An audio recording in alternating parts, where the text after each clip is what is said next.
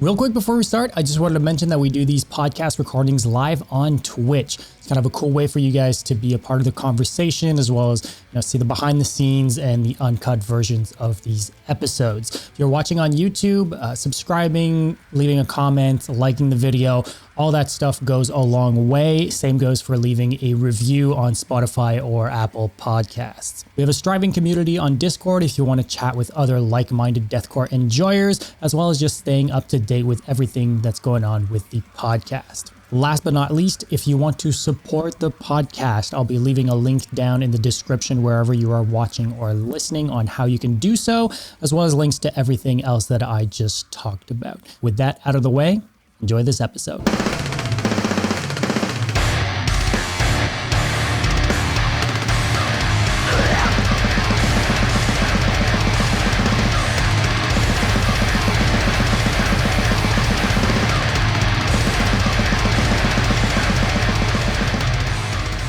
Welcome to another episode of the Brutality Podcast. My name is Dom, and I am joined, as always, by my co-host, Yan. And this week, we have a pretty cool thing going on because we have someone cool that's come onto the podcast, but he's also releasing some brand new music, some music that's dropped today. So we're very excited to talk to Rick Ash. He's also way better than us at guitar. Just wanted to say way better than us at guitar, better looking than us, all of the above. Everything. He's got everything. Well, how are you doing, Rick, man? I'm doing great. I don't know how I feel about being showered with that type of praise, especially with Jan calling me better looking than he is. But I'll just keep smiling. And no, thank you. Thanks for having me. That's it, man. Before starting, I need to say that. I really need to say that. I still watch the Garza episode with you and Josh. I think I watched that like once a week. I have a problem. I don't know why I love this episode so much, but like hearing you guys, kind of what we're going to do today, but like hear about those days is just like awesome. And I just wanted to tell you that I'm probably one of the viewers. Garza's probably like, oh my God, this video is still doing well. Like it's me. Like, it's still doing well because it's at 61,000 views now. And that 1,000 is probably from Jan. Oh, at least. Honestly, I wouldn't be surprised. So yeah, if you were to start it, it's fine. I just wanted to say that before. Well, I mean, I'd maybe just want to start off by saying congratulations, because we'll get into it in more detail a little bit later on during the show. But Irah Nox is the new band, and you guys just dropped the debut single. It's really fucking good. It's fucking badass. So congratulations for putting out the song. How's it feel to put out some new music? It feels great. Just this is this platform that you guys are giving me is just another way for me to kind of celebrate this, the success of making a song and putting it out there. But so I'm stoked, and Logan and Danny are going to drop in. Logan's still recording bass for the album, so some of it's work for him, but I'm hoping to let him celebrate also as well with us. So right, there's no breaks for no breaks for you guys. No breaks for bass players.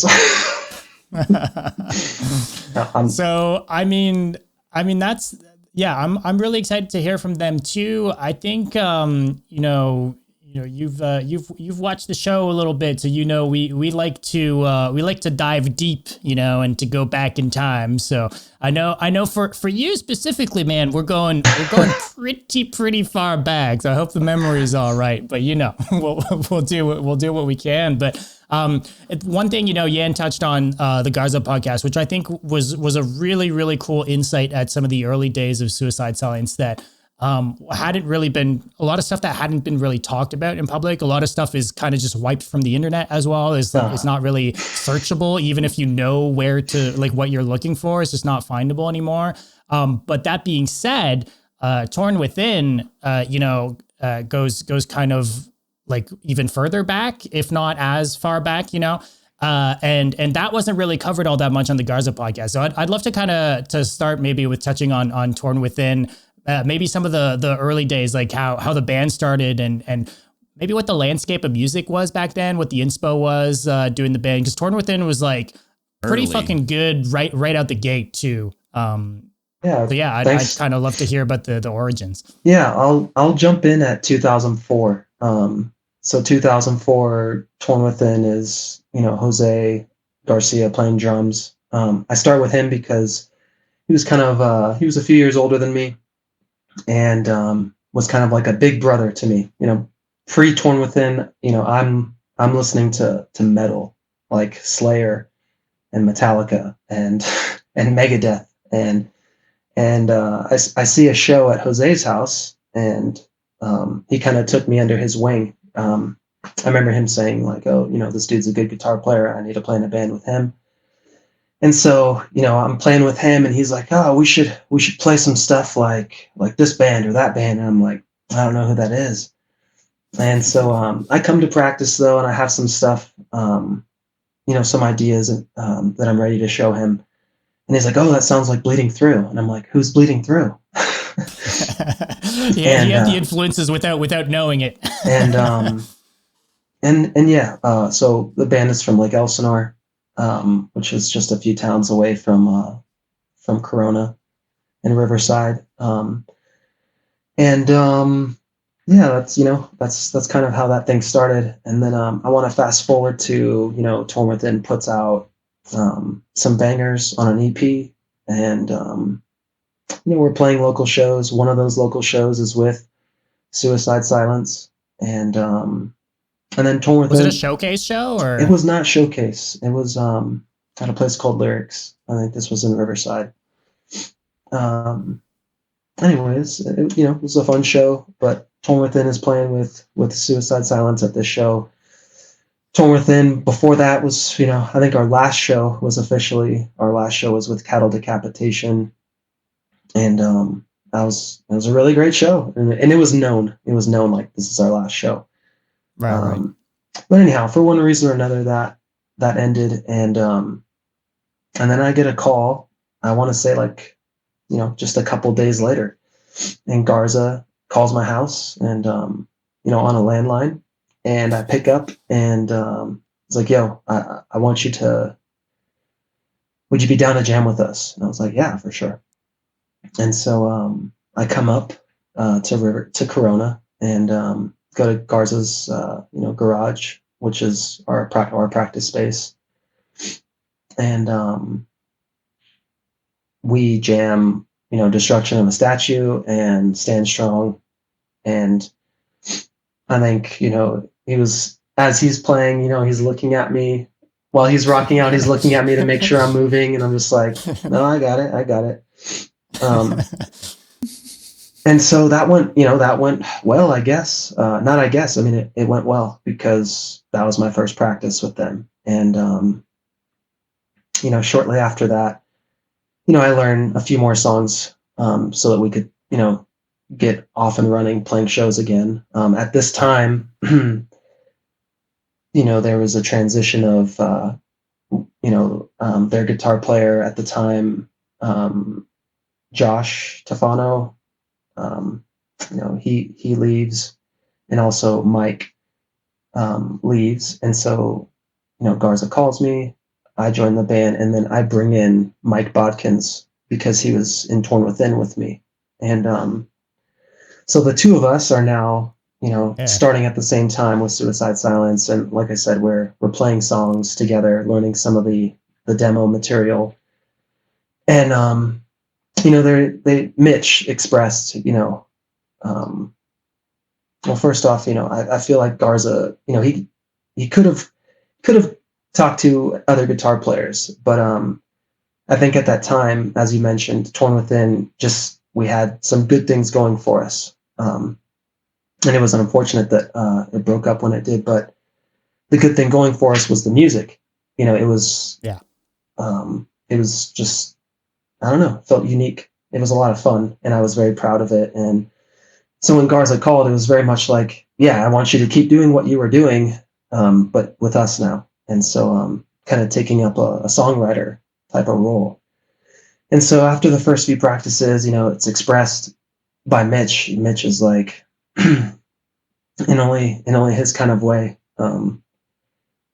just telling me like, so we want you to write and just make it fucking heavy and make it crazy, make it like just like giving me these facial expressions and The stank face. yeah, and also the fist like, and I'm like yeah, and another parameter was like, but just don't incorporate any hardcore parts.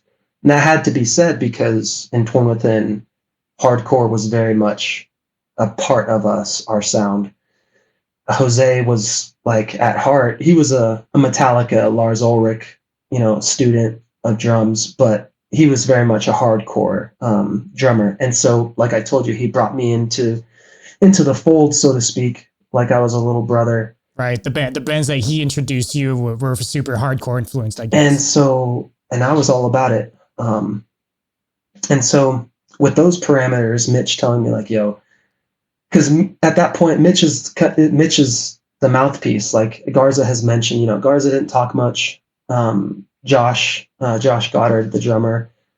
In this meeting, it was Mitch leading the way. Like we want it sludgy, super crazy, heavy. And so those are the words that I'm given and the vibe that I was kind of instructed. And so it was like, the first thing I start writing is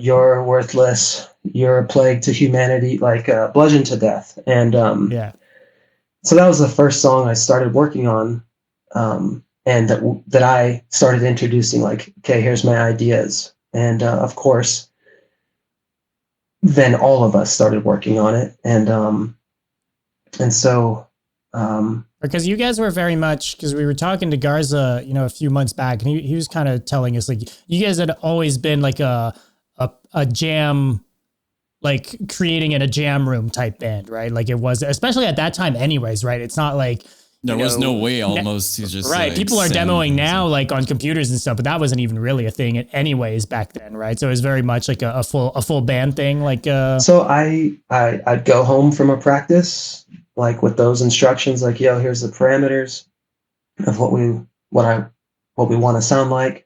And I come home and I'm just writing in my room, like Garza, just writing in my room, coming up with ideas, thinking about drum parts in my head, and then come to practice, the following week. And usually what would happen is like Josh would be there early warming up. I would show up, Mike would show up, and me and Josh, I'd start showing Josh like, hey, this is what I'm thinking for, here's what I have. Yeah. And he starts, playing something, and then it's like, we tweak it a little bit. Like, in my head, I was hearing, 16th note blasts, on the kick, and he's like, okay, and then then go to this like punk beat, like, or go to this, go to that, and then of course when I'd show a breakdown, it'd be like pretty straightforward, and oh yeah, I know what to play here. Right. yeah. But yeah, that's a lot of how we wrote. I mean, I came prepared with ideas of like, okay, I have these three parts that could go together. In some instances, I might have a little bit more, but it would start like that. Like, here's several parts that could go together. Maybe what we would flush out as a group is like how to get from one part to the next. Yeah. This is all memorized, right? Like you just like kind of I didn't played it at home and just play it over and over again until you're not going to forget it type thing. Exactly. And in some cases I might record an idea on I had a 4-track recorder. I might record something on there just to like reference it again the next day. Mm-hmm. But yeah, just at that time it was a lot of repetition, and I was just so much enthusiasm, like just so much excitement of like this riff into this riff is so cool. Like I can't wait to show them, or and of course I remember you guys asking Garza a question like, did you guys know like when you were making something if something was like special? And right. he I'll echo his statement, but we would have something down. Chris would come in through the door from work, and me and Josh are now playing kind of the beginning of something. And Garza walks in with a stank face, just like you know, like he knew. Is that our stuff? Yeah. Hell yeah! Oh no, yeah, he would know for sure. Yeah. Mitch was a little more reserved when it came to that. I think Mitch was more calculating like what he was going to do, to the music. But it was, I mean, it was Garza always had that expression when when we were working on new music, and Josh too, of course. Like, I think we'd play a part, play a breakdown, and then like Josh would just throw his sticks down and be like, dude, this is sick. Yeah. Do you, Rick, recall, like, I know it's been a while, but like first time you heard Mitch's vocals in real time? Like, I know you played shows and stuff, but like when you were in a jam, like it's kind of different, right? Like it's more intimate and stuff like that. Like, do you remember thinking like, oh my God, like what is happening? So good question. Not necessarily about Mitch and his voice and him and his element and his instrument, but more as like a person. Like I up until that point I didn't talk to him much, and so like after practice and being at Denny's and eating and just kind of being goofballs, the whole crew of us. And just seeing him as a person was more not eye-opening, but was more like, oh, this is meaningful. Meaningful and interesting. Like, because in Torn Within and playing shows with them, I see I see him on stage and his, I don't want to say a persona, like it's something different. I had always seen that and just thought like, yeah, Mitch is covered in tattoos. His gauges are huge. He fronts this group. They go crazy on stage. Those were my impressions. And then getting to know him outside of, the band, right. Was just really, yeah, it was to me, it was more interesting and more meaningful. Right. Cause you had heard him live and everything too. It's not like you hadn't like witnessed that before, his stage presence and all that, like with, from before being in the band, right? I will say though, him growing his hair out and, at that point in time when his hair was, was like down to here, yeah, it was like, oh, okay, this is an evolution, like a Pokemon evolution of Mitch. And, I hadn't seen that before. Garza had shorter hair for a bit, right? Like he just like fully grew his hair out at one point, right? But I think like early on the band had like super short hair for a second. I had the longest hair, I think. Me and my. Oh, yeah. But that's funny. No, it's funny. I just mentioned Garza because it's like I can't imagine him. Like he's always had long hair in my eyes, and then you look at like old footage, like, oh wait, he wasn't always like this. I would have imagined him with long hair since like 14 years old, Yeah, like I saw when I saw old videos of Mitch and he was fully shaved, like his head, like if you watch old videos, he was literally like with a shaved head just going like that. So I didn't even realize that you witnessed the hair, coming along. No, so yeah, just kind of back to this timeline of, writing Bludgeoned to Death. And then, so we have like one song and we're playing shows again, because it took some time for Mike and I to get up to speed. And we're playing, we had like, first time I played with 6 Feet Under was with Suicide Silence. I think the first time Suicide Silence played with 6 Feet Under was when I was in the band. Phobia, Aborted. The first time Suicide Silence played with Between the Buried and Me. Trying to think of On Broken Wings, from Boston. Oh, yeah. I'd be curious, like still on my walls. I'd be curious because like you talked about coming into Torn Within with you were being shown these bands, you know, that you didn't know about and stuff like that. But now we're kind of like a couple of years removed from that. You've obviously like listened to a lot of hardcore. Now you're coming into this new band that doesn't want you to incorporate hardcore, but at the same time, deathcore wasn't a thing yet, right? So what do you because you mentioned like vibes that they were going for, but were there bands that the band was like looking at being like, oh, these things are cool, or like they know they didn't want to be hardcore. Did they kind of know what they wanted? I don't think necessarily. I don't recall like, oh, we want to sound like this band. I knew, of course, that Chris was very into Origin and Korn, and but outside of that, you know, we didn't specifically talk about we want to sound like this band. I think in my mind, I knew what kind of guitar player I wanted to be and what guitarists I wanted to, you know, what guitar players I was a student of.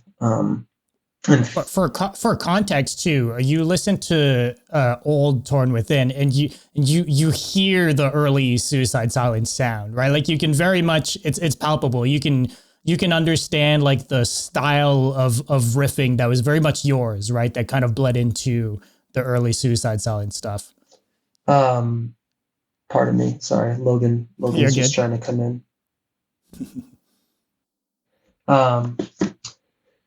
Yeah, I mean, yeah, that's cool. That's cool that people can hear that. Like I said, Garza called me when that ended, and it was very much like known, like, I'm calling you because I want you to bring what you're doing. And then Mitch adding that, you know, those creative barriers to kind of, you know, put me in the mind state of like, now do this. And it's like, yeah, like an extra vision type thing. Come say hi, Logan. Hey, what's happening? Yo. What's good? I'll pass you the headphones in a little bit. All right, cool, yeah. I always had a question, Rick, about the EP, and it might be like a stupid question, but like because Destruction of a Statue is like, I got you some. Oh, thank you. If it's not like my favorite song, it's like one of my favorite songs ever. Like I love, in case it's not clear, I'm still listening to that EP on a daily basis. But yeah, the version is live. Do you remember if like, because I know the version is sick. Like I love the live version, but like, why did you choose to like put the live version on the EP? Do you remember? Oh, thank you. You know, I think the reason why that version is there is because, you know, we had kind of gotten a manager at that time, and our manager was like, let's make a live music video. And that was the live music video that like just spammed MySpace. And to be fair, I don't think it was spam. I think people were just taking it all in. But, so that was the live take of Destruction of a Statue that is used in that live music video as showcase. Makes sense. I think I was curious, yeah, because after on the cleansing, you know, there's like the version, but I was always, because it sounds good, to be fair, like for a live version, it actually sounds like super good. Like when you listen to the EP, it doesn't feel like, oh my god, like that's the live. Because sometimes you hear an album and you're like, what is happening? It fits with the rest. It's good, but I kind of always wondered. So and you know, it kind of just fits with the straightforward production of when we recorded the EP in our friend's studio. It was what you saw was, or what you heard was what you got. And so I guess that's a good point that you make, that the fact that our live take sounded very similar to the in studio. That's good, actually. That's a cool thing. And I have, and sorry, Dom, because I know I'm like spinning. You're good, my man. Because I keep repeating it. I keep mentioning that. I think every stream I'm like, this EP, like I keep talking about it. I know it's going to be a tough question. Favorite on this whole EP, favorite part, maybe it doesn't necessarily need to be a part that you wrote, but like favorite absolute part or riff that you recall. I don't remember if it's in Swarm or if it's in About a Plane Crash, but there's this part somewhere towards the middle or the end, towards the latter half of the middle, starting to get towards the end of the song. the 2/3. There's some fast part going on, and then there's an abrupt. It's like this happens a lot now in deathcore, but the part where it's both guitars are doing this this ticka-din, ticka-din, and then Josh on his kill bell just goes cut cut, and we go into a breakdown, gin gin gin gin gin, and it just that part when I hear it on the record is still kind of gives me goosebumps, just because that was like the first time that was happening, and yeah. I don't know if you know what part I'm talking about. I'm doing a terrible job of explaining it, but yeah, No, and just that part just slams really, really hard. Mm-hmm. And it's very natural for the whole group to be like, yep, and slam. Right. It's like on the kind of on the offbeat that you drop, right? But I love that the whole band was going crazy, because I was watching like old videos of you guys, right? Like during those years, I think it was 2005, could be wrong, but even Mike, like on the bass, like he was going, if you look at him on the stage, he was going like crazy hard, like just like. Yeah, well, it's nice that you pointed that out and giving him his flowers, because he went really, really hard, for sure. Yeah. Like, it's not everyone, like, because we keep talking about those days and the stage presence and how, incredible it was. Like, I mean, to be fair, Mitch alone as a person, like, on a stage was pretty wild. But to see, as I was doing the video, I was noticing that it goes beyond that. It wasn't only Mitch, as much as I keep saying he's the best freaking vocalist. Like, it was the whole band just going freaking wild, and I think it definitely contributed to the Suicide Silence factor. Like, I'm positive on that. I'm positive too. That was that set us apart. Was that extra level of energy on stage. So I really pride, like, I love writing music, but I really pride myself on, and I like writing all kinds of styles of music, but I can't headbang to some, to some jazz or something that's, unrelated to metal. I mean, I could, but I really pride myself headbanging to jazz, or folk. Yeah. I really pride myself on performing and really like performing and kind of showing that that there's a lot of energy, and even the way I play when I record, like, I'm just naturally heavy with my picking hand, and I'm not saying that's a good thing. I'm just saying that it's just natural for me, and that was, you feel it, that was special. basically. That was special for our group as a whole. It made us stand out. And so even if you didn't necessarily like our music or couldn't decipher what was happening, people could latch on to, like, well, this band is really going nuts, and like, at least they're putting on a show. And so I wanted to say though, I'm playing these shows with Suicide Silence, we're playing 6 Feet Under and these other shows. Then we start writing the EP, and the MySpace music video comes out, the EP finishes, and we've got a manager. The trajectory, like, we can all see the trajectory is like, this thing's taking off. And then we audition for the Prosthetic Records executive in the garage at Garza's place. When we say garage, like, it was the garage, but the space itself, it looked like a studio. Mm-hmm. So we're auditioning in there. That was cool. And then it was kind of at that time that I personally am seeing my crossroads with the group. I'm going to university, and and doing the band at the same time. And I just, in my life, I had a lot of hectic things going on, as do most people, just in general. But at that time, for me, it was like the crossroads of, you're in school, your family's paying for it, and you need to like buckle down and pick a degree.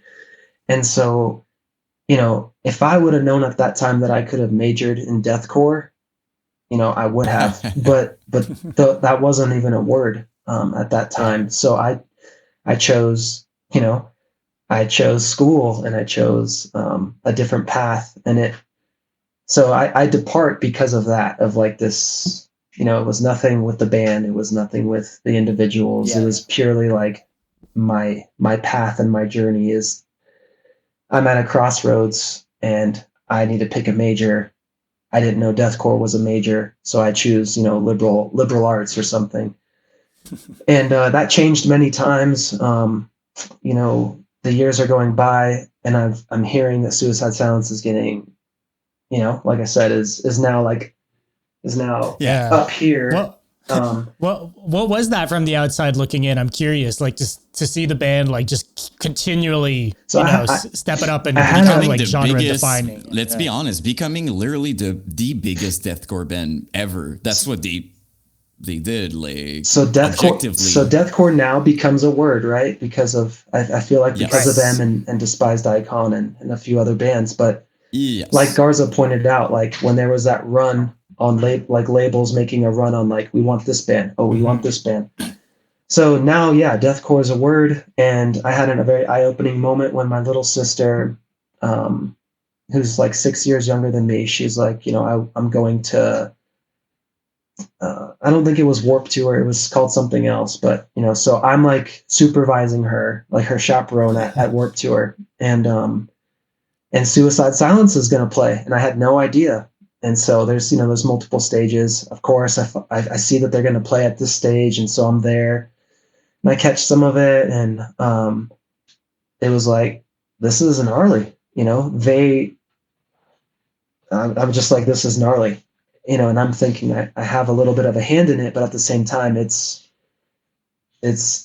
totally something different. Like it just feels totally different being removed from it, and all the different experiences that they've had now as a band, and even a new drummer. So I think at that time Alex was now the drummer, and Right. so I catch up with Mitch, and Mitch is signing autographs left and right, and he's, you know, and in a way, you know, like there's kind of this like, yeah, this is crazy, right? Like as he's signing autographs, he kind of is like looking at me like, this is nuts. And so I catch up with Mitch, and that was really, really cool. But then I catch up with Mike Bodkins, and it's a really silly story. He's like, yeah, you know, he's just telling me about, you know, all the different tours, shows that they've been playing up until this point, up until, you know, all that time that's passed, which is like 3 or 4 years or so. And so he's telling me, he's like, man, the craziest thing was when, you know, I'm on Snoop Dogg's bus at like a smokeout tour or something. And I'm like, and he's like, and Snoop's like got a coffee grinder, and he's just grinding up weed, and you know, he rolls a joint and he hands it to me. And he's like, you know, Bodkin's like, I'm smoking with Snoop. And then he's like, and then someone else comes on the bus, and he tries to like pass his, not his blunt, but anyways, the joint, he tries, yeah, the word's eluding me. He tries to pass his joint back to Snoop, and Snoop's like, this is Mike telling me with Snoop's impression. He's like, no, homie. He's like, that's for you. He's like, I rolled that for you. He's like, we don't share that. Like, it's like, I'm gonna roll my own. And so like in my mind, like Mike's like portraying Snoop Dogg and telling me these crazy stories, and I'm just like, Mike, you're crazy. And yeah, it just gave me insight though into like, yeah, we're living totally different lives. And like, it was really just shocking. I think that's I didn't feel animosity. I I wasn't feeling anything other than sheer like shock of it all. Like here I am, my sister's trying to come see My Chemical Romance and Black Audio, and Suicide Silence is playing, and there's thousands of people here. And then so I shift my degree focus to audio technology, and I move up to Northern California. I get a degree in studio recording and music composition and performance. And while I'm doing that, I get a call from Josh telling me that Mitch has passed away, and that, Josh was very concise and very short and very clear, like, Mitch has passed away. We're at his funeral. Jerry's going to contact you about playing at a memorial show. And again, it was like just pure shock of everything. And people I'm going to school with, of course, are like, "Oh, Suicide Silence!" Like they're huge. They're kind of like filling me in on how big Suicide Silence is.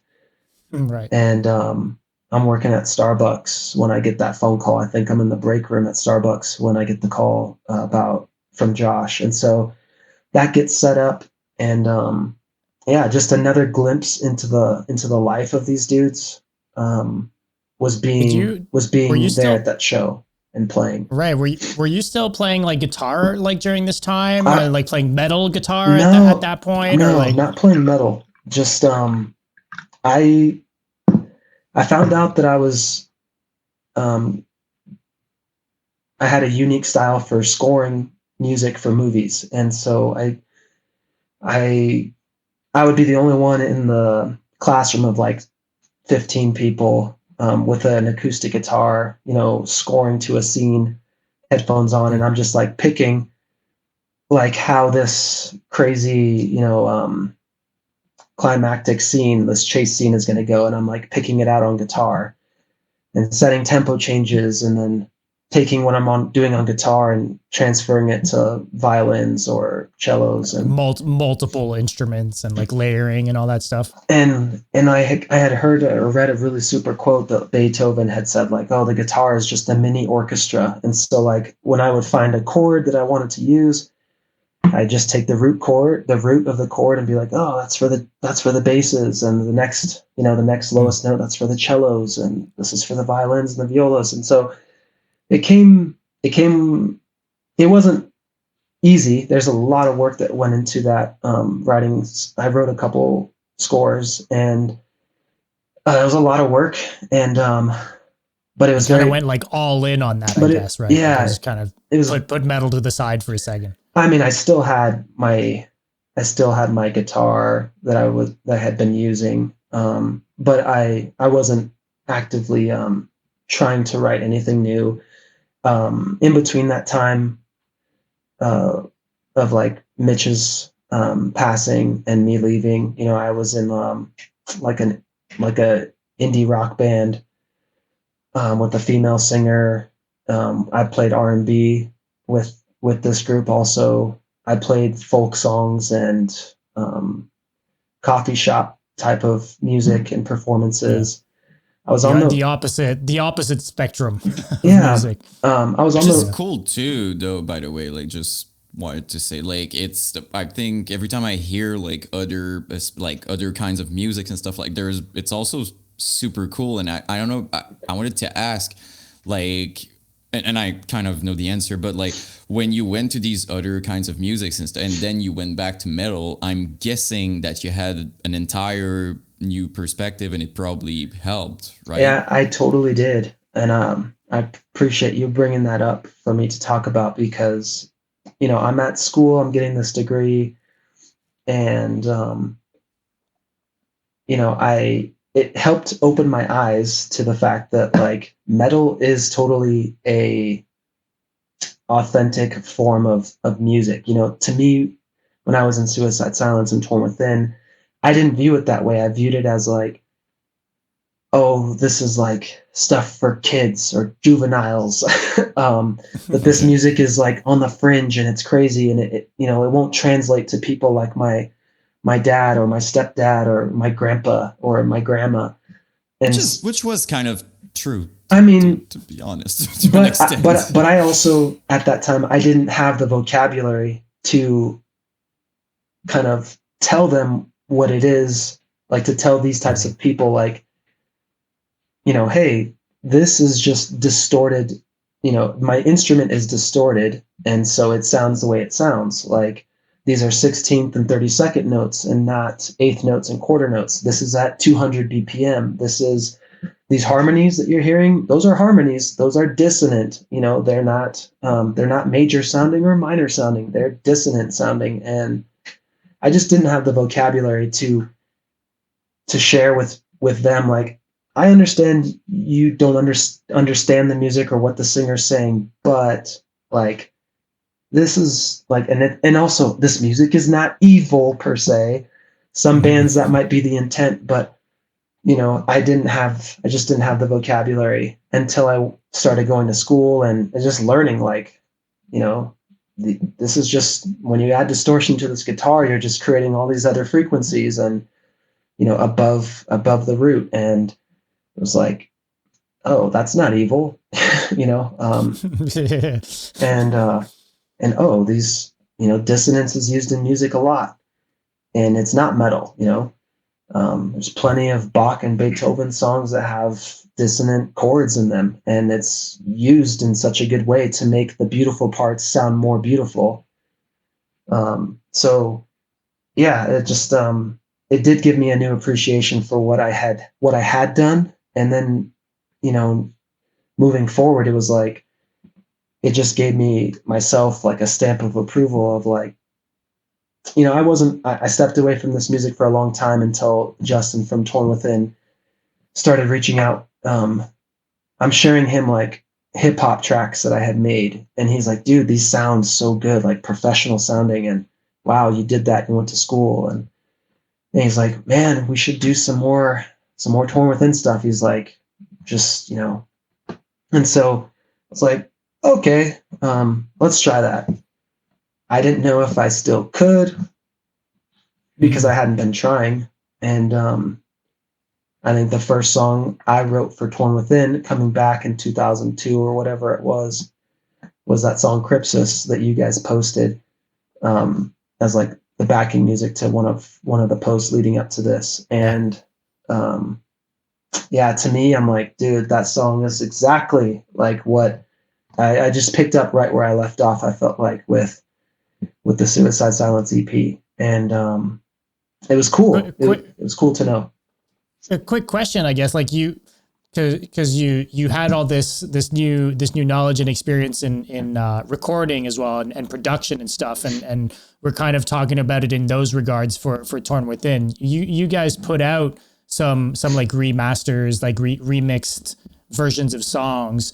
That was kind of the first things you guys put out when you guys came back, right? Like, did you start working on some production stuff before even like writing new music, or was that kind of all at the same time? No, after getting that call from the vocalist, it was like, yeah, let's do this.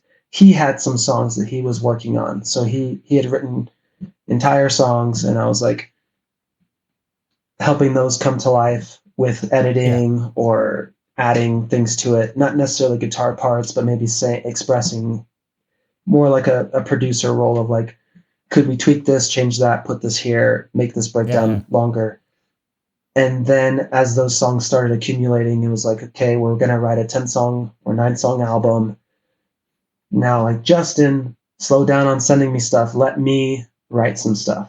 And so Crypsis and Phantom King and a few other songs on there. And then we did remake Heaven's Cry. Heaven's Cry. Yeah. Then we ended up remaking just a super cool song that was also on that EP, Hero No More. It just had one of those breakdowns that was like, let's remake this and make it more up to date. But kind of back to this timeline, I played the memorial show and finish my degree. I get a call from Justin, Torn Within, and now that ended, and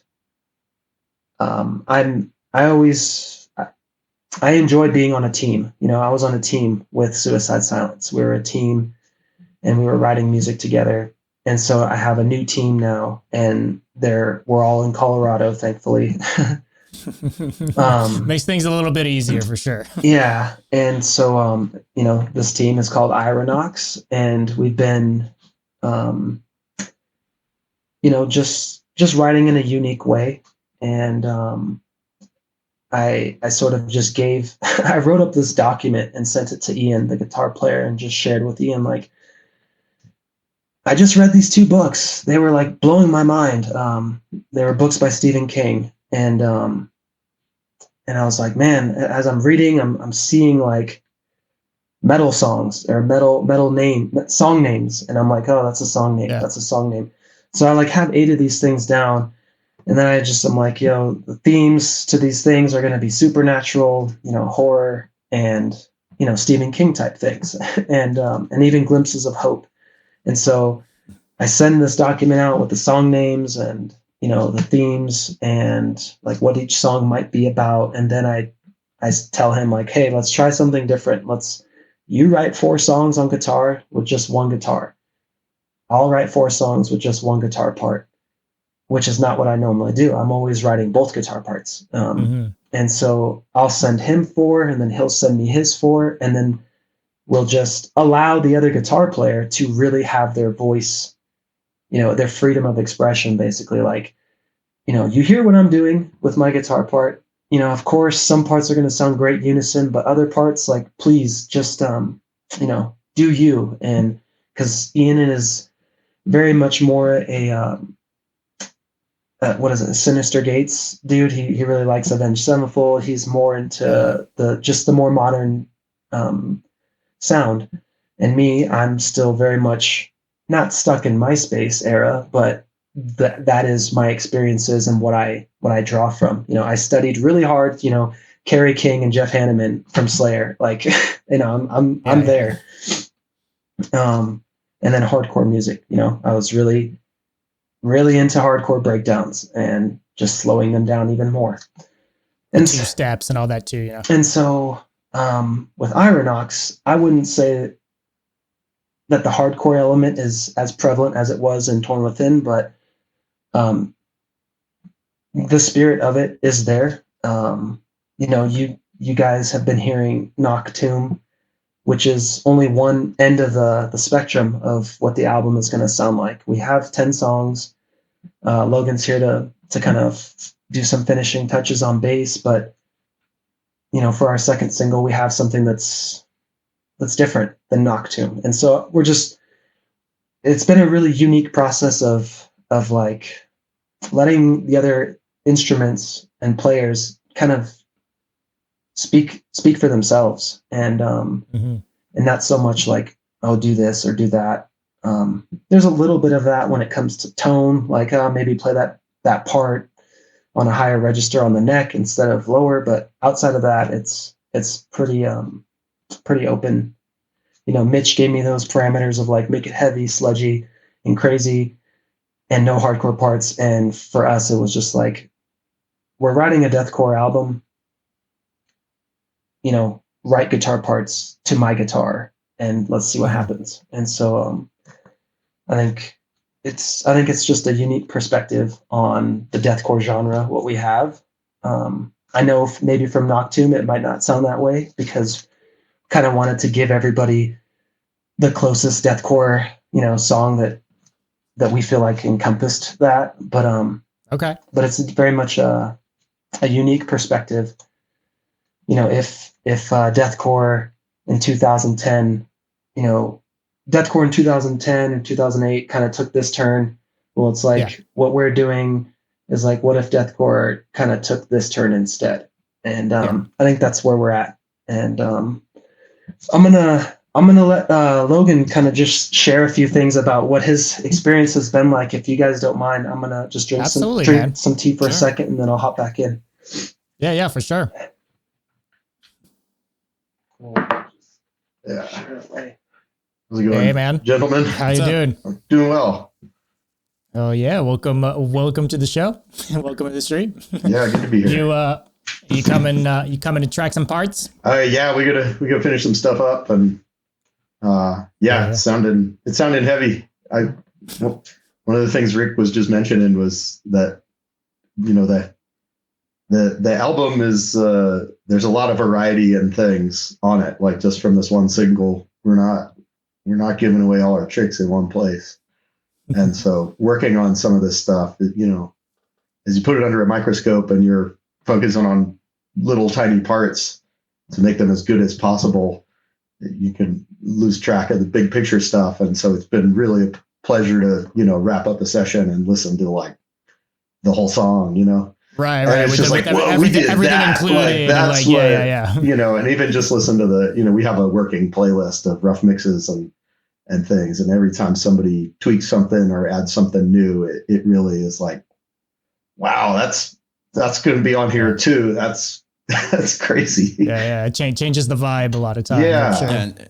And sometimes it's after hearing it too, right? Like after a while, you're so much into it that it feels like it's all blending. Like you just don't know anymore. So sometimes you need to re-listen like the next day or a bit later, and you're like, oh my God, this is awesome. But back when you were in it, you're just like, I don't know anymore. Yeah, I was just frustrated because I couldn't get this one little thing quite right. And, it was good. I knew it was, I knew what we were going for. I was just trying to make it. You're more concerned with the mechanics and, and kind of technical bits of it. And then, when you can hear it in the context of the song, or if you're working on things out of sequence and you've, been in it for a while, you forget that that's actually like the bridge in the middle of a different song than the one you're thinking of. So it's not the whole thing. Yeah. So it's really cool to hear how this is coming together, and it's been a good collaborative, but like everybody really gets to shine their particular splendor on this one. And it's cool when it works out and, makes everything heavier and more intense. Yeah, I'd be curious to know. I guess we had someone asking in chat a bit earlier, but I could ask this to you. How'd you guys all come together? I guess from your perspective, because we know of Rick, but most of the other people in the band, I wasn't really finding any info on like previous bands or other stuff. Like what? But and then he was mentioning you guys are all kind of local. Like where'd you guys meet? I'm curious. I met Rick because I sold him an old skateboard that his kids play on Craigslist. Wow. And at the time I was building a recording studio. I was an engineer for a number of years, and I kind of left that to be a dad and work for myself. And so I do some studio build outs, and I'm a luthier. So I build guitars and work on guitars too. Oh. And so of course we meet in this parking lot somewhere to, trade off a skateboard for $40. And we're both wearing, band T-shirts and, kind of do the Spider-Man meme. That's exactly I had the meme in my head. I was like, wait, producer, studio. Yeah, it was like metal bands. Actually, you know what? I realized the shirt that I was wearing, Rick pointed it out. It was a Slackers, like the ska band. They have a shirt that's like a Slayer parody.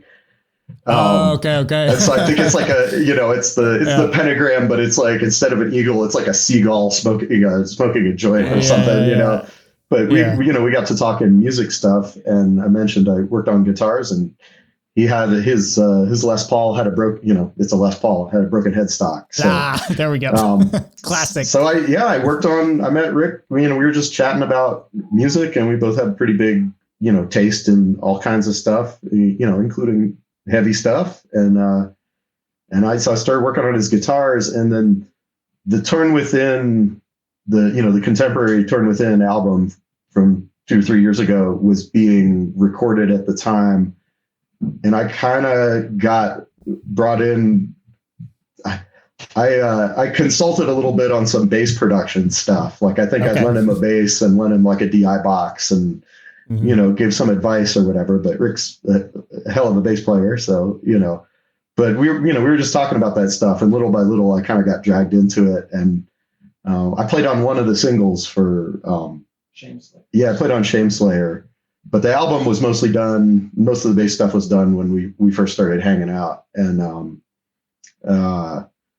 he it was, I kept, at some point he was like, we're going to do live shows at some point and we're going to need a bass player. So that's Right. how I He started. can't do both. But I think as I was working on guitars and stuff for him, we started to jam, and we both like, dub and rocksteady and R&B and stuff like that. So we would hang out at my house or Rick's house and listen to records and play guitar. I have a funny story. One time we were playing music at my house, and we went for a walk. It was the weather was nice. We're walking around my neighborhood, and we're in this park by my house, and this like methy homeless dude crawls out of the ditch, and he's wearing a Suicide Silence t-shirt, and Rick elbows me and like kind of points at the guy, and I'm like, and so check this out. Like I knew of Suicide Silence, and I'd heard it. It's a couple of my friends' favorite bands at one point or another. Yeah. But Rick mentioned it, and he kind of plays it down sometimes. His involvement. He'd mentioned it. That he'd. I've been at music for a long time too, and I have friends who have their brush with fame and all that stuff. We toured with this band or whatever, but Rick kind of mentioned that, and it was at that moment that I realized which band he was talking about, and I was kind of like, oh man, wow, like that's the same. So, but yeah, that's how I got involved, and he met, as we did those couple of Torn Within shows in Denver and the one in California, we just kind of got to meet the mountain, the Colorado and Mountain State kind of metal scene, and I think that's how we bumped into Ian eventually. Was just he's kind of part of the scene doing heavy stuff around here, and so when the Torn Within thing kind of ran its course, I think Rick mentioned something. He was like, "There's going to be more. There's going to be something. There's another project. Like don't." Yeah. Don't put don't tune your I set up my one bass for they all play in drop B flat. I'm in B flat standard on a 4-string, and he was like, yeah, don't change that. Leave that where it's at. Don't tune it back up. Yeah, you're gonna need that soon, man. So I was like, don't worry, I'm too lazy. It's so that's good. So how does it feel for you to put out this music, and obviously you know what's coming for the next songs and stuff, but to finally put out a song and all that, how does that feel for you? Oh, it feels great, and I mean, if you liked what we put out today, you're gonna like what's coming. It's mature, like we all have been at this for a lot of years and have our own personal styles and tone and influences and everything. And we're making a deathcore record, but the thrash comes out, the proggy stuff comes out, the hardcore stuff is there. I'm from the East Coast. I grew up playing in a bunch of punk bands, in the DC area. So like for me, just cool. When it's time for the hardcore thing, I'm like, yeah, okay, I can like. I'm home, like hey, for what it's worth, we need more hardcore and deathcore. We've been saying it, man, because that ship sailed a long time ago, and a lot of the hardcore elements kind of fell out of deathcore. But that for Yan and I mean, we that's some of the stuff that we love the most about deathcore. So it's refreshing when bands bring the hardcore back. That's the part that makes it kind of, I was over here and Rick talking about the how it's real music and all that, and it is. I kind of think of it as it's a type of folk music, really specific folk music, and as such, there's like a dance that goes along with the music, and especially in hardcore, I think even back to Slayer and thrash stuff that incorporated a lot of punk and hardcore stuff. I think that's where a lot of this is where you're going to catch your breath because the breakdown's coming right here, Yeah. That stuff is definitely related to, hardcore. And so it's good to keep that in there.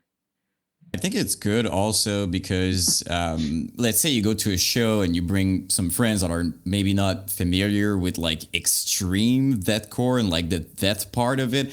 These hardcore part, I feel like could be enjoyed by so many people outside of metal and hardcore. Like it's just, even if you never heard it, you're like two steps and it's like, it's hard to explain, but it's like fun. Oh, it's like, again, it's dance music, but it's like, Yeah.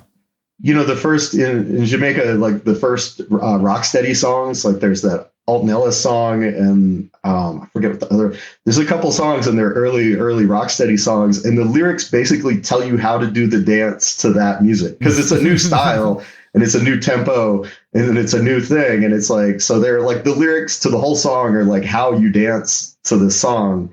And it's, you know, not in the lyrics, but I think in the hardcore breakdowns and stuff with some of this stuff, it's a little handholdy, but not in a bad way. It's like a come on, like everybody's welcome in the pit, you know, like participate. Exactly. It's a participation thing.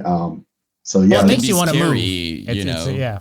Like a big breakdown with like, let's say you're not familiar or you're just not someone who wants to mush all the time, or like, because it can be very scary for everyone. I think everybody here knows, but like hardcore parts, as you said, it's more, I would say maybe more welcoming for a lot of people. It's like you might get a violent pit, but it's more like everybody's together type thing. It's absolutely. Yeah. And again, there's spots for, you know, people. We're gonna tone it down so we can pick people up off the floor for a second. Catch your breath, you know, like get ready, like it's coming. So get ready, you know, if you want to be in the pit, like we're 3, 2, 1, you know, and that's when I was playing in my first bands on bass and guitar and stuff many years ago. Every band was a grindcore band. It was kind of in the early 2000s, and that's what was happening in Baltimore, Maryland. You know, like every band was a grindcore band, and there's a lot of the same sort of structure where it's like, no, this is for a particular dance, and we're gonna show you, we're gonna tell you how to do it, and we're gonna babysit the crowd while it's going on. And yeah, when you're first, I think I brought one of my guitar teachers to a show that one of my bands was playing, but every other band was a grindcore band. And he was like pretty, you know, this is like old, you know, classic guitar teacher, dude. It was like, you know, jazz fusion guy with a ponytail and a bald spot kind of, you know. Hey, well, jazz fusion, at least, you know, some kind of out there, at least. Oh yeah. No, this dude ripped, man. Like he was a badass, man. I wish I could play like he did, but he was, you know, he was not prepared to see like a real, you know, and this is like in a warehouse too. And it's just like a sea of people, and he was really freaked out. And then at some point, like I remember looking over and he watched like somebody fall down and be like, you know, picked up and dusted off, and like, you know, people dragged somebody out of the pit to make sure they were okay, and, you know, gave them water and stuff. And he was like, this is really cool. Like he was into it after that, you know, he got that this was, you know, part of it. I know DC has like the history of like the straight edge thing and all of that. And, you know, there's good and bad with that. But, you know, heavy music, if you're young and you just have endless energy like you do when you're young and you don't want to get it out by fighting or drinking or doing drugs, like, it's a good outlet. It's a good outlet. And it was really cool to see this old like hippie dude, like it just clicked for him. And I was like staring at him when he realized what this was about. And, you know, it's like, oh, it's not really music. It's kind of like a conductor for like a kind of a controlled riot, you know? Yeah. He ever asked for any suggestions afterwards? He kind of, well, you know, grindcore is a little bit more textural, you know. But, you know, back to another, like when Rick's talking about like, you know, this is real music. Like I won't go off the jazz fusion cliff too much, but I love all of that stuff. That's where, you know, that was kind of, you know, that connected a lot of dots for me and is really near and dear. But if you look at like grindcore and death metal and stuff like that, you can go back to the 80s and like John Zorn and Bill Laswell are regarding grindcore as like new and cool and really interesting music, you know, when it's like only a few years old and, you know, and being done by like 16-year-olds in England, you know, and it's funny because like some of that stuff is still regarded as just like kind of like barely even music, you know, like it's debatable. It's extreme. Yeah, for sure. But like, it's just a bunch of racket. And even I kind of described it as more about like, you know, just the babysitter for a riot, you know, but you have to remember there's some like heavy musical people with a lot of, you know, a lot of knowledge and a big, you know, these are like heavy, like world music and jazz people who are caught, you know, grindcore and, you know, death metal and black metal when they're brand new, like just happening, you know, there's like not that many people on the planet doing this stuff. And they were like, this is cool. This is new. This is a new thing. This is important. So, yeah. And I mean, for what it's worth, you know, a lot of the most talented musicians that I know are metal performers, right? Like some of the most cracked or most like knowledgeable people in music, you know, a lot of them kind of nerd out about metal. There's like something about the top, like the upper echelon of like players and stuff that, you know, I think a lot of people at a higher level kind of gravitate towards it. And they're kind of audiophiles and stuff too. They care about production stuff. They care about technique. They care about gear. And, you know, if you're doing something ridiculously contrived to get your metal sound, they want to know about how you're doing it, you know, like, which is cool. Like from the punk background, it's like, oh man, he's using pedals. Like that's lame, you know, like, which is not bad. Like that's Rick plugs right into his amp, you know, but, you know, there's that's not even an overdrive, not even like I think he uses a noise gate in the effects loop. The noise gate, and that's it. Okay. Yeah, that's it. Yep, it's good. I mean, look, the good old 5150 there, it does the job. Yeah, a loud amp. Somebody knows how to use it. That's all you need. I'm gonna let Rick back in. Yeah, for sure. Nice talking to you, man. Yeah, it's great talking to you. Thanks, Logan. Yeah. You still on the 5150? I am. Is that still the wave? That is still the thing for me. Yeah, the second to last One Within show we did was just sounded so good. Like could hear the bass, could hear. We don't use in-ears, and so we're just going off of stage sound, and it just sounded amazing. Crystal clear, super heavy. Like I'm seeing bands that had just got done playing. I want to shout out Flesh Digest because Jesse, the singer of Flesh Digest, who's, you know, they're very much, you know, masters of deathcore, have a master's degree in deathcore. And Jesse was the former bass player of Crown Magnetar. And so Flesh Digest is out here. Anyways, they got done doing their thing. They absolutely killed it. And then, you know, we're playing and like, you know, we don't have any ears. We don't, I don't have any backing tracks, and old school, you know, so to speak. And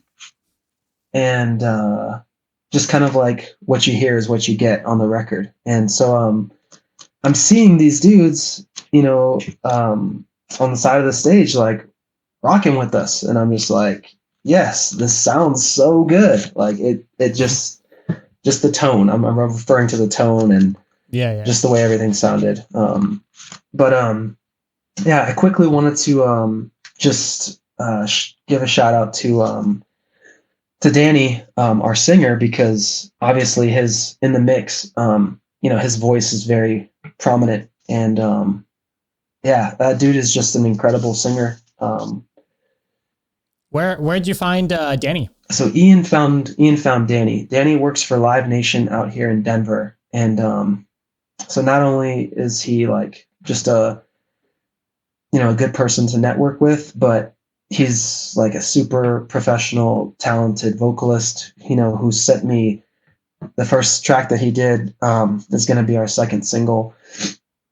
And he's just the way he sent me files was like oh shit, there's a lot of files that I can work with and choose from, a lot of different sounds, and like then I started learning that I'm like, oh, I'm not going to process these because I can tell they're already way processed. And he's like, oh, there's nothing on these. I'm like completely blown away. I was like, oh, these are at least compressed. And he's like, no, there's, so just really, really good at his craft. And Yeah. it's really nice to have someone who cares that much about what they're bringing, and but also to just kind of be, professional and just easy to work with. And so, and just like his sound, it took me, the first song that we got, the track is going to be called Deadlight. And I'm listening to it for the first time with vocals because me and Ian and Logan had, we've been working on this thing. And I hear it with vocals and I'm like, I think I spent 2 sessions, like a couple hours just listening and kind of light mixing. And then I hear it the next day and I'm working on it some more and it like finally clicks like, holy shit, this is how we sound. This is our vocalist. I'm hearing our vocalist for the first time and I'm like, this is unique. This is like I said, a different sort of path, a different perspective on deathcore. And, yeah, just, he's really talented and, he's been in some bands out here, but, I think his most current projects, I've been working with like EDM folks. Like I think he's done a track with Decadent. He is gonna release, or it's already released. He did some work with Jonathan Davis's son. I think he goes by Okay. I Am Ghost, or can't think of it if that's like, I don't know if that's correct, but he's got a track with Jonathan Davis's son, and dude is just making moves and working constantly. Outside of his vocal stuff, he's constantly working. Building out venue and stage setups for big shows like the Rolling Stones and other stuff too. But just as much as I am really stoked about what I'm doing on guitar and where I come from and like that sort of heritage of deathcore in general, I couldn't be more proud of like who I'm working with and this team of people. Logan, as you can tell from that short period of time, super knowledgeable person to be working with about tone and about getting a bass sound in the mix that you can hear. Right. And I'm not, when I say that, I'm proud of it. I'm not knocking any other mixes. So No, but it's just fun. I'm assuming it's just fun to work with other people that are so like deeply invested in, because you have a whole host of like there's a spectrum, right, of how invested into music in general some people are and into doing the band thing. Some people they just play an instrument and that's it, right? And some people don't even play it that well, right? And that's just where it ends, right? So it must be cool to be with people that are doing more than just the music thing, like, working in other things. He was mentioning how he works on guitars and did some production work in the past. And you're talking about your vocalist that does some live stuff and all these things. So it's like, and both of them very clearly, put a lot of importance into how well they sound as well, just their own craft and all that. So it must be, I don't, again, not refreshing isn't necessarily the right word, because that'd be like dogging on something else, but it must be nice. Like it must make things more fun, to have people that are invested as you are and all these extra things, right?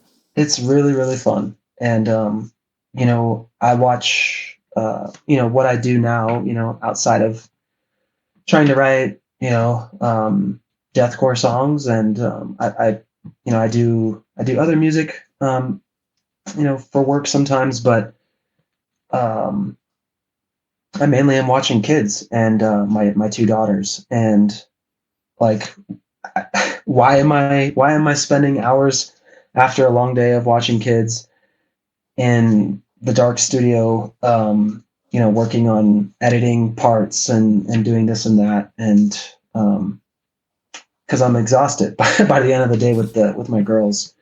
But I understand Yeah, it's understandable though. But it's understandable too that I had a moment where I needed to look back, like ask myself, like honestly, like why are you sacrificing like this?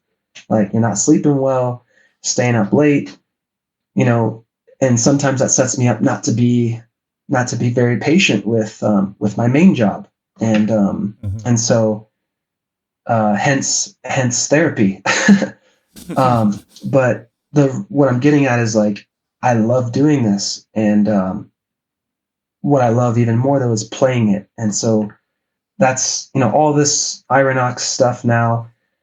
The main goal is to play it. Like Cool. I enjoy making records, and this is only my second full length record for deathcore, and had I been in Suicide Silence this whole time, I might have 7 under my belt now, but I don't. I only have, I have Torn Within's last one, and this one that's about to come out. And also with this Irah Nox thing,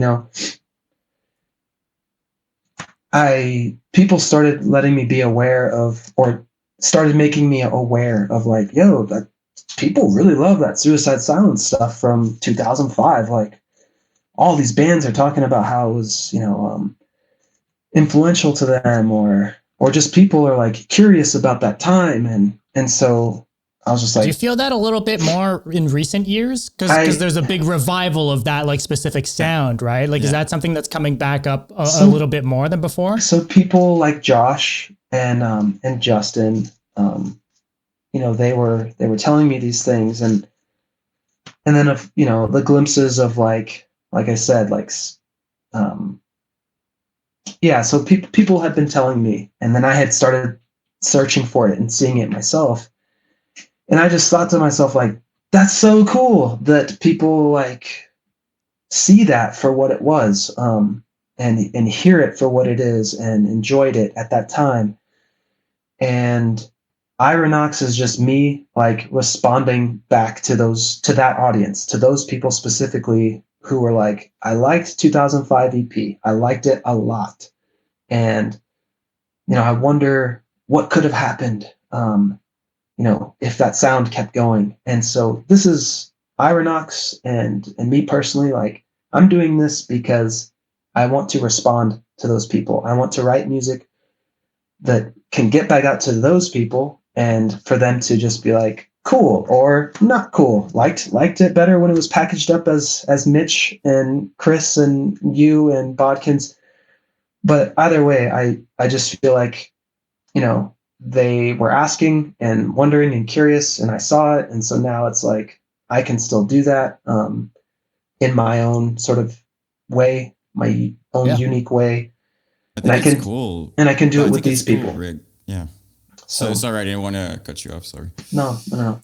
So yeah, this Irah Nox stuff and just the Torn Within album, this is all kind of a response to those people. And that's ultimately who I'm trying to reach personally. And just working with Logan and Danny and Ian and the various people who we reach out for help along the way. It's like, we want to perform this, and I've gotten to know, like Logan was saying, gotten to know this Denver scene, and there's so many cool bands out here that are just working really hard, kind of like what I saw like in the IE, in 2004, 2005, seeing these bands they all kind of know each other, they're all coming up together, they're all sort of working together. And so like a part of a scene, like kind of, and it's just really cool to get to know it, back then I was getting to know it like kind of at a really fast rate, because I was in Torn Within and Suicide Silence, and we're playing a lot of shows. And out here, it's like I had to tell people, like, hey, I want to play with you guys. Well, who are you? Oh, this is my band. I used to be in Suicide Silence, and it was a lot of like trying to convince people. And so it was a lot of work at first, but now it's just like, I've done all that. I paid my dues networking really, really hard, and going to shows and flyering by hand, and showing up for their shows even when I'm not playing, and going to the music shops and their record stores and flyering and doing all that. And so, I think people recognize Real, and then they get a chance to see us do our thing on stage, and it's like, okay, that dude really was that dude. Or, oh, he got on Garza's podcast. That is him. And so I'm like, yeah, dude, I'm making a concerted effort to just write some music in response to, like, what if it sounded like that? It's like, well, we're going to write some music, we're going to put out, and then we're going to perform it. And, when people, the whole, if there was a recipe, it's making a live, it's showing people you can do it live. When people saw Suicide Silence live, they saw Mitch, then they saw all of us going crazy as a group, and it was really impactful. And so, all roads lead to playing this live, and just can't wait to finish this record so that we can do that. And Yeah, I we're think shooting. sorry, but like metal specifically also, like I know everybody's gonna say like music live, but like metal specifically is a live thing. Like it's something that it's when you experiment, like when you see it live, you get it more. Even someone outside of metal, like they would get it by seeing the energy, seeing how it is, seeing people going crazy but smiling at the same time. So like it breaks, as weird as it sounds, like it breaks the image of like all pissed off people just like trying. It's way more than that. It's like a giant family type thing. Like everybody, like it's like you look in the mirror, basically. It's like I wasn't alone. Like we're all like just crazy people together, and people like you feel home almost. So like I just wanted to add that to your point, meaning that Like, this isn't evil. This isn't this or that. It's music that some people enjoy, and it's a vibe. and there's emotion to it, and seeing it live, you really can you get that whole picture instead of from the record you get one picture. But from the live setting, it's something else. Like it comes alive. Like it's completely different. And while we're here, Rick, before wrapping this up, I just want to mention in our chat, in our community, we have Jake, who was, I don't know if you knew that Jake from Carnifex. My Rise. Yeah. Carnifex and Murder My Rise. He literally said, and I think it's a big compliment, but he said, I low-key stole my stage style from watching Rick at Showcase. So I think it's a big compliment. It's a cool thing to mention. So I just wanted to let you know. No, thanks for doing that. And I'm glad you brought that up. And what's up, Jake? When Torn Within was doing its thing again, and Jake was one of the first people to reach out and be like, yo, we kind of came up at the same time. Like, this is what I've been doing. This is what I did. I was like, similar stories. And I'm like, I really latched onto him and his sort of lifestyle of just being a straight up artist, working on music videos for people, working on his own music as much as he can. And he's putting out a ton of music, super like right talented. now. No, so his Manitomb stuff, that went hard. And so super talented dude. And shout out to Jake and all of his projects, really. And just him sort of living the life out in San Jose area. And with that, I want to shout out, there's only a couple groups that I listen to a bunch of music, and so I really like Mugshot. I really like Mugshot a lot. And they're doing it big too. They're doing a bunch. Did they? I think they signed recently, but they're doing a ton of touring on some really cool tours as of late. They're killing it. 4 people on stage, just real raw, and I love that. And of course, there's a couple groups in the Inland Empire. When we went back to play in California, and just staying sort of networked to people out there. Gabe Ochoa, and close friend of Suicide Silence, and his group Darsum, just you know, this dude's a dad of three or four, and, you know, is still very, very devoted to the scene. And his music with his group Darsum, you know, I know someone asked a question about, you know, what hardcore bands, if any, influenced your sound. Not necessarily influential to Suicide Silence's sound because, again, of those parameters that we were given to write in, but hardcore bands influenced me. And so Gabe was a part of, you know, hardcore bands, that contemporary bands with Torn Within and Suicide Silence, that when we play together, it's like, I'm inspired by this. You know, I'm inspired by what they're doing and how they're doing it. And so, yeah, shout out to Gabe and Darsum. And also DNG is another group, hardcore beatdown, you know, type of group out there, that just down to earth people who really bring it live, and just full of energy and emotion. And just you know, worth checking out the album and their production, but worth checking out the scene live and when they play, because it's like, you know, it's that same energy, same family, same vibe from like 2004.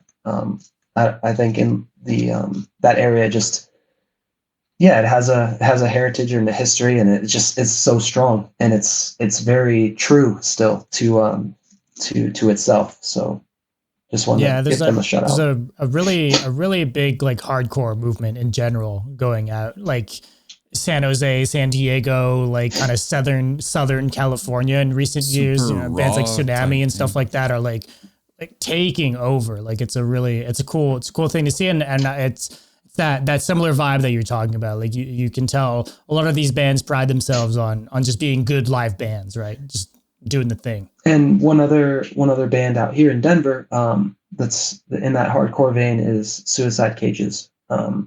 Just people that I've gotten to know through Logan, who have been in the scene for a long time, and who've paid dues and been working hard, and, you know, have full-time jobs on top of full-time jobs, and you know, to see what they do and how they do it is inspiring, and just good people to know. So shout out to them too. And then a shout out to, you know, they don't need a shout out, but shout out to Canada and Cryptopsy, and hell yeah, because that is what inspires me now. That guitar player, you know, I'm a student of that type of shreddiness. Hell yeah, their latest album is so fucking good, man. And live, it's like to see them shred through amps. One guitar player shred through an amp with the precision that he had with his right hand. And obviously, you know, the drummer, the bass, I mean, the whole band just kills it. Yeah. And that's inspiring to me. And so, you know, I've always liked death metal. And so, you know, you hear that in Suicide Silence. There are some death metal parts, or parts that are influenced by death metal. And that still inspires me today. Just death metal structure, death metal compositions, death metal textures, just the things that the genre of death metal does. Like, I very much try to take from that. I mean, I have been since the beginning, and then mixing it with hardcore, of course. So shouting out, you know, giving a shout out to Mugshot and Cryptopsy. You know, I guess you could say that's where I'm at musically.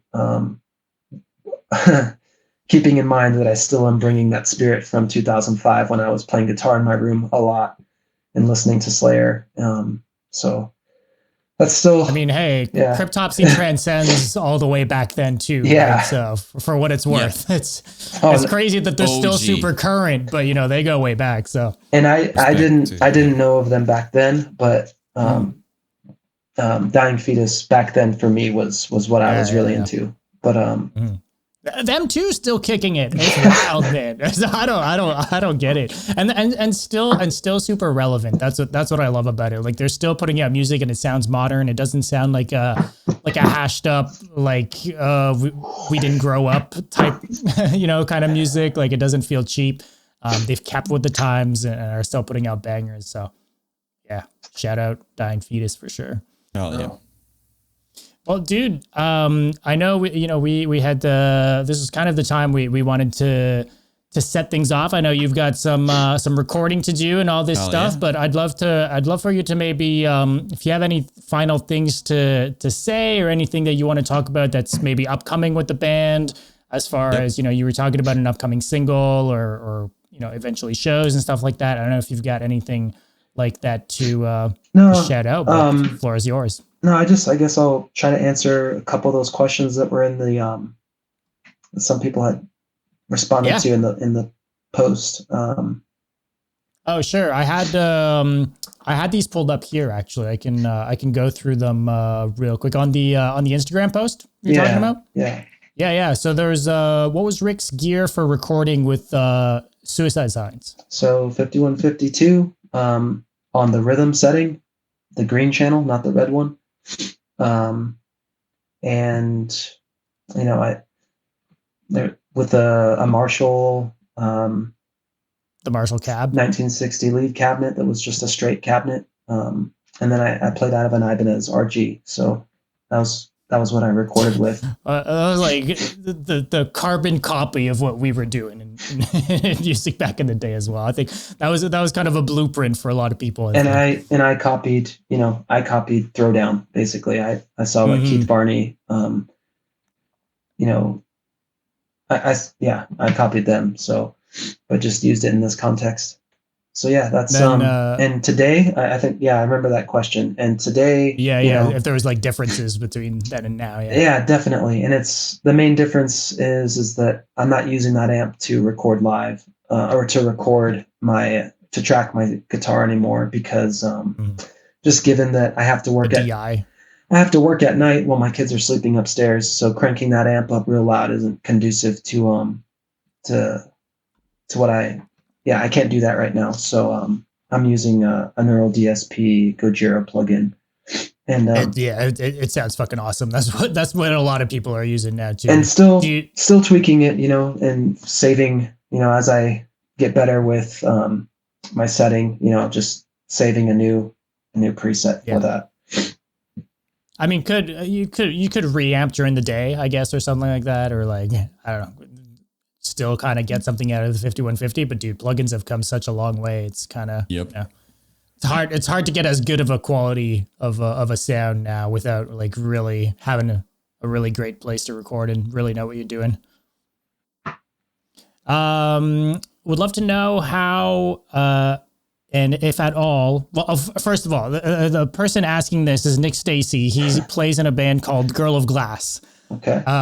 And they're doing like the OG MySpace sound. They're some of the best to do it right now. They're fucking incredible. If you don't know the band Girl of Glass, they're really, really good. I think you would like it actually, Rick, for real. Yeah. It's in line with the what would happen if deathcore trajectory kept going straight instead of taking a fork. Would love to know how, if at all, hardcore influenced early Suicide Silence and what some of their favorite hardcore bands, especially locals, they're into. So it's we kind of touched on this before, So there was like no hardcore on their front, I guess. Yeah. So maybe from your playing. So not in the sound that influenced Suicide Silence, but influenced me personally. It was Bound in Blood, Point of Recognition, Throwdown, Bury Your Dead. Hell yeah. The Hoods. Terror, Hatebreed, and super for people my age and older, a group from the Lake Erie area called Shockwave. They were the first people who I heard who used sounds. They sampled Transformer clips and put it in, like it was a part of their their whole vibe. And so Yeah. I was like, Huh. that is so cool. And then to hear them, to hear a hardcore song come in after that was like, oh, this is amazing. So That's it. yeah. Cool. Okay, last one, because the other one we had was kind of related to upcoming stuff. So, what are your thoughts on deathcore blowing back up, and do you think it's going to continue to blow up? I don't I haven't been a student of the genre. Like I see you and Jan as like professors of this genre, if you will, and I'm the student. Um, I obviously know it's blowing up because, seeing what Suicide Silence did, and then seeing all the major like Metal Blade and Century Media take bands, and Job for Cowboy and these things, to Lorna Shore, of course, and um, I I think Chris said this too, and I'll echo it, that the genre still can keep going up, and it is, just because of how many relevant bands there are. Um, and so I think that it's good. To answer that question, I think that it's cool. Everyone gets good at something, and so for the people who have gotten really good at it, and like I kind of using this analogy of like being at university and majoring in a genre, there are people who are masters of the genre. Signs of the Swarm and Angel Maker and all these bands, right? So, you know, Logan tells me sometimes, be careful what you get good at. And I know I laugh at it too. So yeah, these people got really good at it, and I'm stoked that the genre is at a place where people can thrive on it. Like yourselves, you guys, like I said, you guys are like professors of the genre, teaching people who don't know about these older bands, and kind of where it came from and how it started. A lot like you would get in a history class. So it's really cool for all parties, bands, fans, um, um, people who are YouTubers, everyone, people who do artwork. I saw Keith. Keith is in here, who is an artist who makes incredible work for bands. So like it's just given a platform to all these disciplines, art, music, marketing, all these things. Yeah. Right. So There's a whole ecosystem that spawns around it. It's not just the music. and so I'm like I said, I'm trying to I want to get back on that wave. And again, this Irah Nox music is a response kind of to where deathcore is now. And I'm kind of saying like, well, what if in 2005 deathcore kind of just went this way a little bit? That's what I'm doing. It's not to Lorna Shore standards or any of these other bands that I listed. It's to my standards, and whatever that may be. I think there's an audience for it, and I hope to reach them. So I appreciate you guys for kind of giving me a mic, so to speak, to try and reach those people. So I really appreciate you guys. Dude, of course. Like, I'm gonna, and I was looking at the chat, and people are genuinely just stoked that you're in this. Not that we're stoked for the whole band, but I mean, like, it's when you see someone who had such a big impact. I mean, as I said, like, I cannot shut up about that EP, and I think in most of my videos it's mentioned here and stuff like that. So like, to see someone who keeps doing metal and is there today and is still passionate, like, of course we're gonna be super stoked, dude. Like, we just want to see what you're coming up with, and especially 10 songs. It's pretty massive. It's rare now that we hear 10. Like, I think it's fair to say that most of the time it's more, it's a couple of songs. So like 10 songs, and you say that you're experimenting a lot, and you're not, you know what I mean? Like, each songs, kind of have their own Something different, their own yeah. thing. I think it's cool to hear. So everybody's stoked, man. It's our pleasure, honestly, to be able to talk about all these things with you. So thank you for being here and taking your time. So yeah, Keith has a little question there. Yes, I did hear about the band called About a Plane Crash. First thought I had was like, I wonder where they got that name from. And I was, that's all Mitch. Yeah, and shout out to Taylor, who's out there in Canada too. He's out in Saskatchewan. Sure. He came out here to visit. He was just an ultra as a Suicide Silence fan, and one of those people that I had been, as I've been saying, like someone who liked that stuff and was very much talking about it, online a lot. He came out here for a show, and he stayed with me and my family, and he's like, why don't we just try a song together? And I'm like, in my mind, I'm like, nah, dude, like I don't know. And then, like, okay, like, I'm really vibing with him just as a person, and hearing his story and hearing his, him talk about Suicide Silence and how much Mitch and his lyrics meant to him. And I'm like, all right. So one of the first tracks that I had already been writing for Irah Nox is called Fallen Angel. I was like, give this one a shot. And we killed it in 3 hours. He killed it. He did a couple layers. And now this dude, who I thought was just an ultra, Suicide Silence fanboy, so to speak, and Mitch fanboy, I was just like, this dude cares about, he truly cares a lot and lives and breathes deathcore music and just being creative and being expressive with screaming, with playing, tremolo riffs. And it was like, this is such a cool story to have him at my house so that he had a place to stay when he saw Dying Wish and Currents here in Denver.